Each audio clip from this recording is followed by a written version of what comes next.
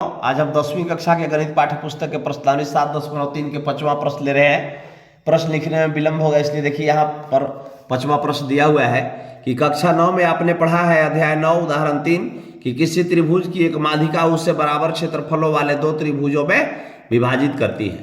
उस त्रिभुज एबीसी के लिए इस परिणाम का सत्यापन कीजिए जिसके शीर्ष ए 4-6, बी 3-2 और सी 5-2 है। तो ये प्रश्न दिया हुआ है, ये हम इसको हल करते हैं। आइए हम इसको सिद्ध करने के लिए यहाँ पर एक आकृति बनाए हैं। त्रिभुज एबीसी है, बिंदु ए का निर्देशांक है 4 और -6, बी का निर्देशांक है 3-2, सी का निर्देशांक है 5 और 2। अब मान लीजिए कि एडी एक हम माध्यिका खींच रहे हैं। त्रिभुज एबीसी की एडी एक माध्यिका है, हम डी लिख दे रहे हैं, ठीक है। अब इसका निर्देशांक हमको ज्ञात करना है बिंदु डी का, ठीक है ना। तो इसके लिए हम क्या करेंगे, ये जो है इसका बी और सी के मध्य बिंदु करके x1 + x2/2 करेंगे, y1 + y2/2 करके इसका निर्देशांक निकाल रहे हैं। तो इसके लिए हम लिखेंगे बी तथा सी, लिखेंगे बी तथा सी के बीच के बिंदु का निर्देशांक है ना जी। निर्देशांक बराबर क्या हो जाएगा, x1 + x2/2 और y1 + y2/2 ये दिया हुआ है। तो अब इसमें हम x1 3 है और x2 है 5, y1 -2 है, y2 है 2। तो इसके लिए हम लिखेंगे 3 + 5/2, -2 + 2/2 बराबर कितना हो जाएगा, 5 और 3 8/2, -2 + 2 कितना हो गया, 0/2, 2 चौके 8, 0, ठीक है ना। बराबर कितना हमें बिंदु प्राप्त हो गया, 4 और 0 प्राप्त हो गया। यानी बिंदु डी का निर्देशांक कितना प्राप्त हो गया, 4 और 0। अब हम यहाँ पर लिख दिए 4 और 0 लिख दिए, ठीक है ना जी। अब यहाँ पर दोनों त्रिभुज, अब दो त्रिभुज हमें प्राप्त हो गए, त्रिभुज ए बी डी तथा त्रिभुज ए डी सी, ठीक है ना जी। अब दोनों एडी माध्यिका हो गया मान लीजिए। अब हमको सिद्ध करना है कि त्रिभुज ए बी डी का क्षेत्रफल बराबर है त्रिभुज ए सी डी का क्षेत्रफल। तब यहां लिखेंगे त्रिभुज, अब त्रिभुज ए बी डी के क्षेत्रफल प्राप्त करने के लिए, त्रिभुज ए बी डी का क्षेत्रफल प्राप्त करने के लिए, क्षेत्रफल प्राप्त करने के लिए, ठीक है ना जी। यहां हम लिखेंगे x1 बराबर, तो आप यहां देखें x1 बराबर 4, x2 बराबर 3, x3 बराबर 4, y1 बराबर -6, y2 बराबर -2, y3 बराबर 0। यहां से हम लिए इधर वाला जो बाईं तरफ वाला है वो x1 का वैल्यू है, इसमें और दाईं तरफ वाला जो है y1, y2, y3 का वैल्यू है, ठीक है ना जी। तो अब हम लिख रहे हैं कि त्रिभुज एबीसी का क्षेत्रफल बराबर, सूत्र होता है त्रिभुज एबीसी का क्षेत्रफल बराबर 1/2 गुने, तो अभी आप यहां देख रहे हैं त्रिभुज एबीसी का या किसी त्रिभुज का जब क्षेत्रफल निकालना है उसके लिए होता है 1/2 गुने x1 गुने y2 - y3 प्लस x2 गुने y3 - y1 प्लस x3 गुने y1 - y2 होता है, ठीक है ना जी।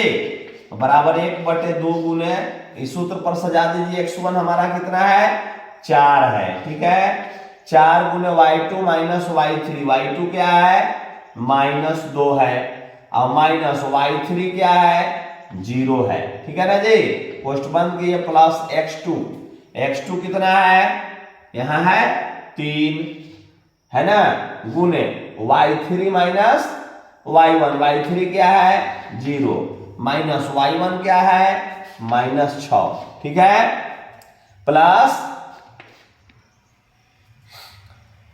x3 क्या है 4 ही है, 4 गुने y1 माइनस y1 क्या है -6, माइनस y2 क्या है -2, है ना। कोष्ट बंद कर दिए, बड़ा कोष्ट बंद कर दिए। अब बराबर 1/2 जैसे के तैसे लिख देंगे, 4 -2 और -0 कितना हो जाएगा भाई, तगुने -2 हो जाएगा, ठीक है।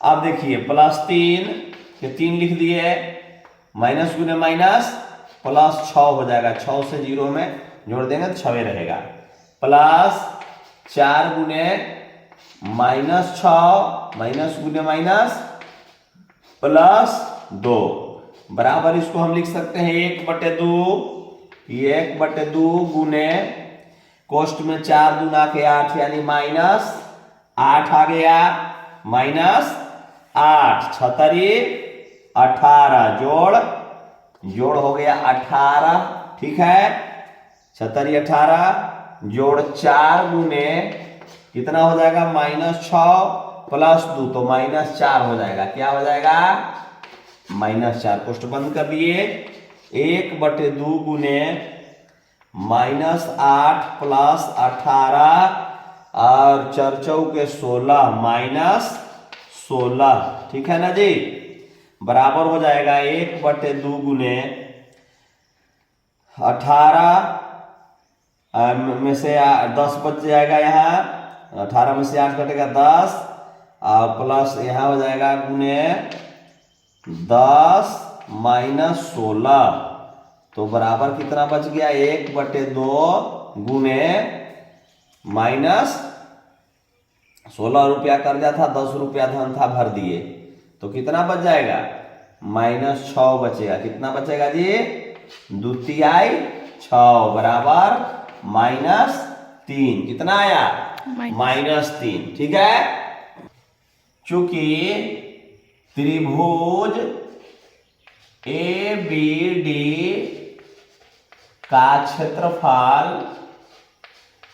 बराबर -3 नहीं हो सकता, ऋणात्मक में नहीं होता है, क्षेत्रफल नहीं हो सकता, इसलिए त्रिभुज ABD का क्षेत्रफल बराबर प्लस में हो जाएगा 3 वर्ग इकाई, 3 वर्ग इकाई, कितना हो जाएगा 3 वर्ग इकाई आ गया, ठीक है। अब लिख रहे हैं कि अब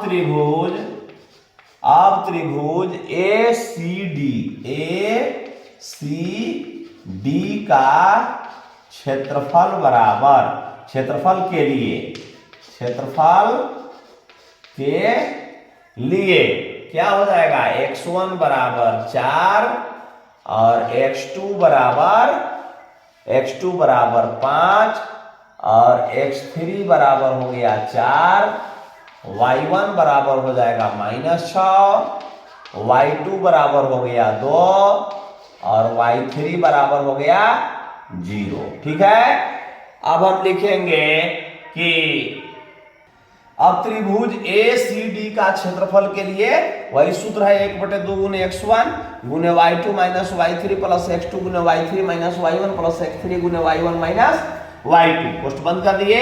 अब सजा देंगे 1/2 गुने x1 क्या है 4 है, तो 4 गुने y2 माइनस y3 y2 क्या है 2 है, माइनस y3 क्या है 0 है, प्लस x2 क्या है 5 गुने क्या है y3 माइनस y3 क्या है 0 माइनस y1 क्या है -6 है, प्लस x3 तो x3 क्या है 4 है, 4 गुने y1 माइनस y1 क्या है -6 है और माइनस y2 क्या है तो y2 2 है, ठीक है, कोष्ठ बंद कर दिए।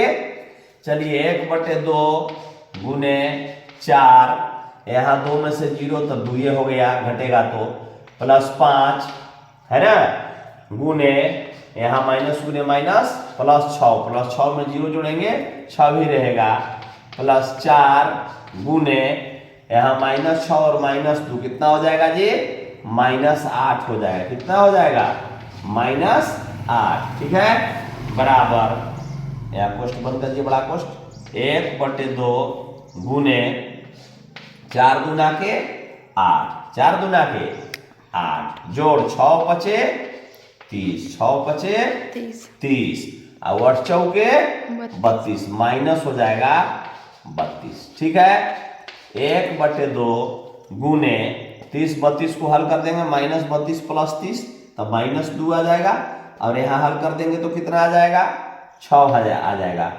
ठीक है ना जी, 8 यहाँ पोस्ट में डाल दे रहे हैं और -2 बराबर 1/2, ठीक है, गुने 6 तो 2 तिहाई 6।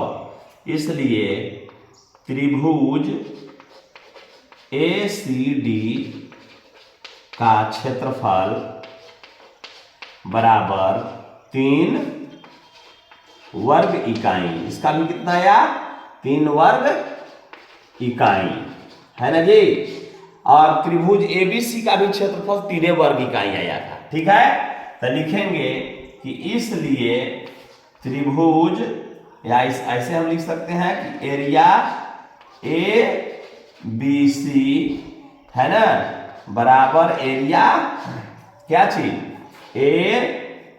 ABD, एरिया ABD बराबर एरिया ACD, यानी त्रिभुज ABC का क्षेत्रफल के बराबर, ABD का क्षेत्रफल के बराबर आ गया त्रिभुज ACD का क्षेत्रफल। इस त्रिभुज और इस त्रिभुज का दोनों का अलग अलग क्षेत्रफल निकाले तो बराबर आया, और यही हमको क्या करना था, प्रूव कर देना था, सिद्ध कर देना था। तो दोनों का क्षेत्रफल बराबर आ गया ये, और यही सिद्ध करना था। सिद्ध करके हमने दिखा दिया कि अगर किसी त्रिभुज की माध्यिका माने AD, यहाँ माध्यिका हम निकाल दिए, माध्यिका जो है त्रिभुज को 2 बराबर भागों में बांटती है, दोनों त्रिभुज का समान क्षेत्रफल आ गया। बहुत बहुत धन्यवाद। चैनल पर नए होंगे चैनल को सब्सक्राइब करेंगे, वीडियो को लाइक और शेयर करेंगे ताकि अन्य छात्र भी लाभान्वित हो सके। आपका कमेंट्स का हमें इंतजार रहता है, कमेंट्स बॉक्स में जाकर के यूट्यूब चैनल पर कमेंट जरूर करें। धन्यवाद।